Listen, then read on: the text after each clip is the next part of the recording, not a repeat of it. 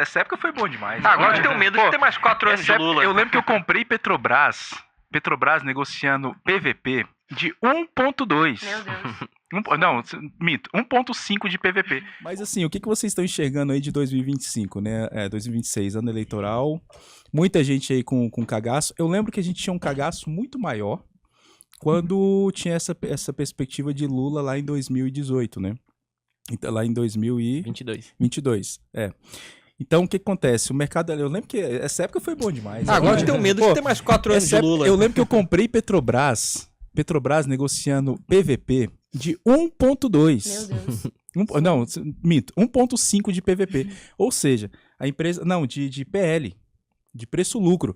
A empresa estava negociando, ela estava entregando 1 ano e meio de lucro. O Brent dessa época é quase $100. Não, coisa absurda, assim. entregando 80%, 90% de dividend yield. Um payout absurdo e tal. Então, aquela coisa, né? Sempre que tem alguém chorando, a gente tá vendendo um lenço. Então, o que vocês enxergam agora? Obviamente não é esse oba-oba, mas a gente tem, de fato, um cenário de risco fiscal que é real, é preocupante, né?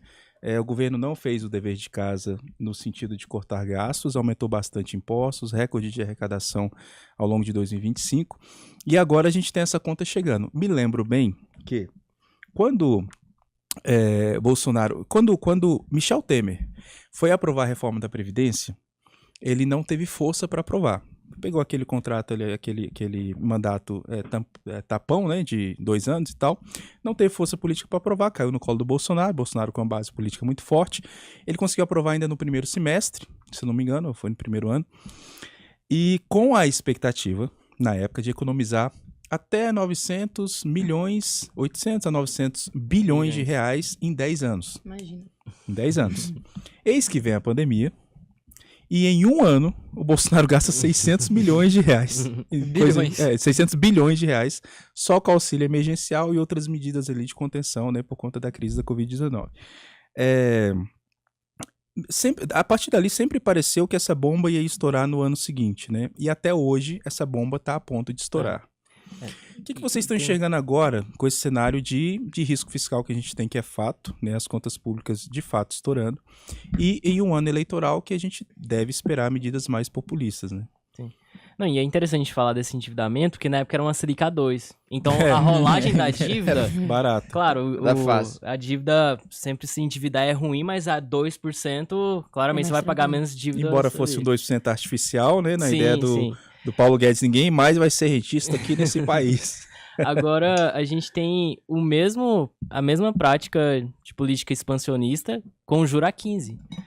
Então, claramente, o fiscal tende por exemplo, já tem projeções de bancos, de instituições financeiras, já projetando um endividamento a 90% até 92% dívida. Dívida, exatamente. É muito interessante a gente falar isso, porque muita gente fala, tá, mas os Estados Unidos, o endividamento é muito acima do PIB. Eu entendo, realmente, mas os Estados Unidos, por mais que ele tenha a moeda global, e ele também é um país desenvolvido, assim, ele cresce ao longo do tempo. Porque é muito interessante a gente avaliar isso, porque o Brasil, ele tem uma dívida muito alta e cresce e não tem um crescimento. Ele é estagnado.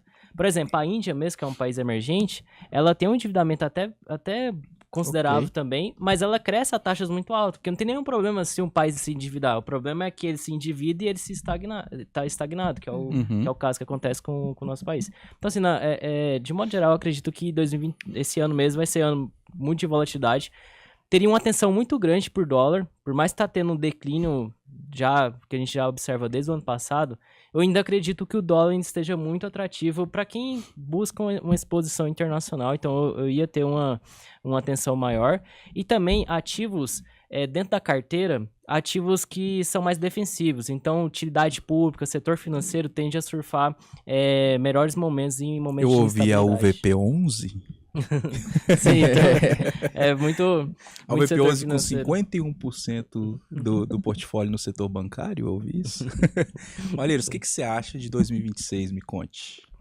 Faz um bom tempo que eu comento sobre isso aí, puxar os programas, estou há tempos falando desses ativos e sigo com a minha tese, que é IPCA longo no Brasil e dólar, porque o dólar tá barato. São os 2 ativos que eu mais acredito no momento. E se você já tá ganhando uma grana acima de R$ 4.500 por mês e quer aprender a investir, o que eu vou te recomendar? Acesse aí alvp.com.br, clica aqui no botão Faça a sua análise de perfil, preencha o questionário até o final. Se você for aprovado, né, aqui para participar da UVP, você vai assistir suas aulas comigo, que para mim vai ser um prazer te ensinar a investir no Brasil e no mundo inteiro. Só se você ganha mais de R$ 4.500 por mês. Se você ganha menos, não adianta. Por quê? Porque a UVP te dá acesso a uma plataforma exclusiva de investimentos, né, com investimentos que só são oferecidos para clientes que têm mais de 10 milhões de reais. A gente é hoje também a consultoria top 1 do Brasil, vinculada ao maior banco de investimentos da América Latina, que é o BTG Pactual. Então a gente tem lá geopolítica, formação de investimentos mesmo. A gente já formou mais de 50 mil pessoas. Só de placas de alunos nossos que se tornaram milionários, a gente entregou mais de 1.000. E como é que você sabe que a UVP funciona num mundo de tanta ferramenta gerada, de tanta coisa gerada a partir do nada? A certeza que você tem é que se você concluir a UVP até o final, pode fazer todas as aulas gratuitamente. Chegou ao final, você não aprendeu a investir, a gente devolve 100% do seu dinheiro. Pode pesquisar, Reclame Aqui, Juros Brasil. Se fosse mentira, a gente não estaria aqui. Por quê? Porque você simplesmente poderia fazer a UVP e falar: ah, Raul, eu não aprendi a investir, pegar o dinheiro de volta, ou se a gente não te devolver, você me processa. Ganhou de graça R$ 10.000. Investimento melhor que esse não tem, né? E você vai perceber, se você buscar pela UVP, que a gente nunca teve nenhum processo. Só quem processa a gente é corretora safada, porque perde dinheiro com as coisas que a gente ensina. Então eu recomendo que você vá lá e faça o seu cadastro. Se você for aprovado, não é todo mundo que é aprovado, vai ser um prazer para mim te ensinar a investir aí.